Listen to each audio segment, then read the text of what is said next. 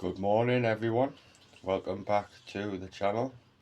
Just going to have a little look at some things that are currently growing at home in the greenhouse this morning. And there's various things in here that's really quite nice. A few little flowers from self-seeded plants around the garden. So I've got some nice violas here which I'm going to put into some little pots and grow outside at some point. But there's a whole host of other things in here that need moved on or grown really nicely. And this is the first thing that I'd like to show you, and this is something that I started off under the grow light, and I've gradually been getting them used to more outside conditions and slowly introducing them to the greenhouse. And this is some Black Russian cherry tomatoes that I'm going to grow this year.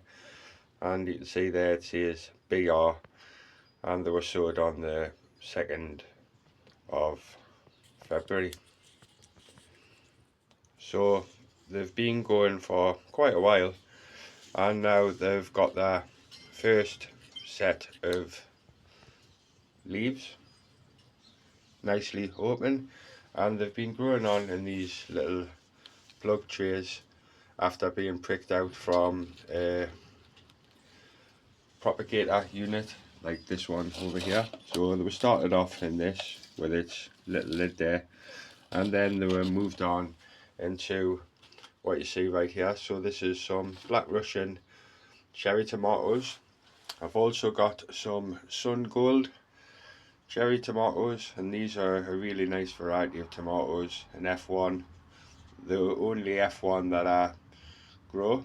But I do go out and purchase these seeds because the cherry tomatoes on them are so sweet, and they produce lots and lots of tomatoes, and they're really vigorous, nice plants.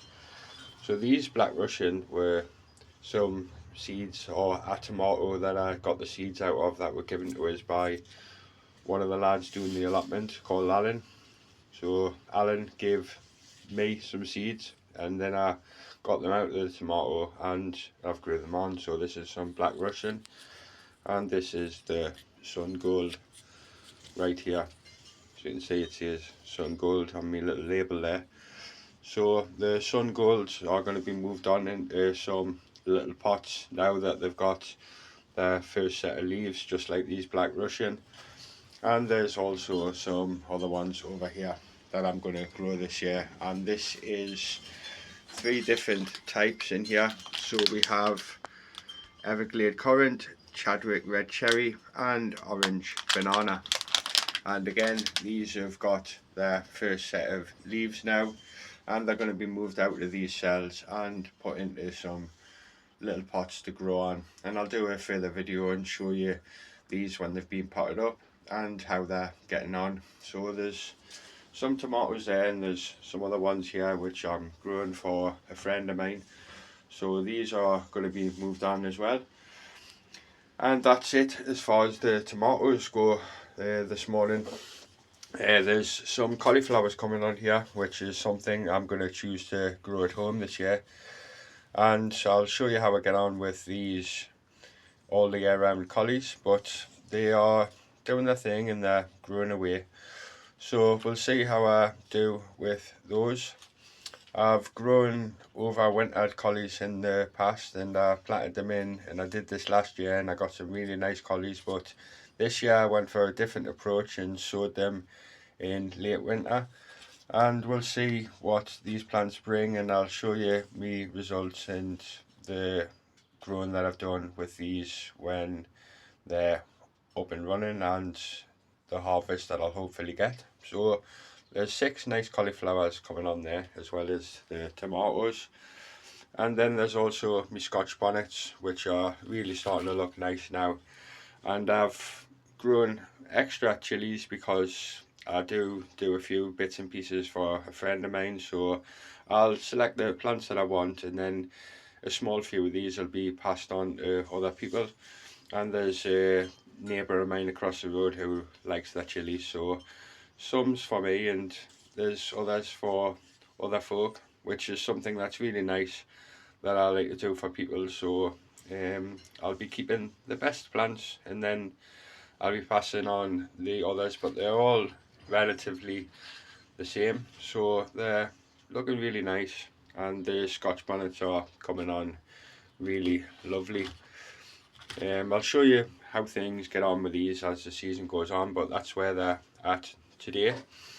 There's some jalapenos coming on over here, and there's also some cayennes that I'm currently potting up over here. So the cayennes, there's 2 here that still need to be potted up, which I'm going to do this morning, but I have moved some on into some larger pots, and there's also some more over there, and I'm going to gradually get these growing and see how things progress with these. But there's some cayennes, and there's also me lovely lemon chilies coming on really nicely over here in these pots right here. So there's the lemon chilies and some cayennes and some jalapenos, Scotch bonnets, and that's where they're at today in terms of how they're growing. And I'll show you the next stage that I've done when I've moved them on a bit, but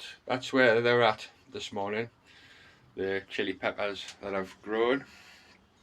I've got me onions over here, which are again coming along really nicely, and these are a mix of some Stuttgarter onions and some Carmen Sweet Red, and I'm also doing some density onions this year. So there's the density there, and the Carmen Sweet Red are these ones here, these 2 containers. So there's some Carmen Sweet Reds coming on really nice, some density, and over there's some Stuttgarter. So I've got some nice amount of onions to be working with and getting platted up and moving on, but for now they're just doing their thing and currently growing. And as time goes by, I'm going to let these grow on a bit further, wait until they're closer to the thickness of a pencil, and then get these platted out and see what onion crops that I get this year in 2026. So that's some onions that are currently growing today.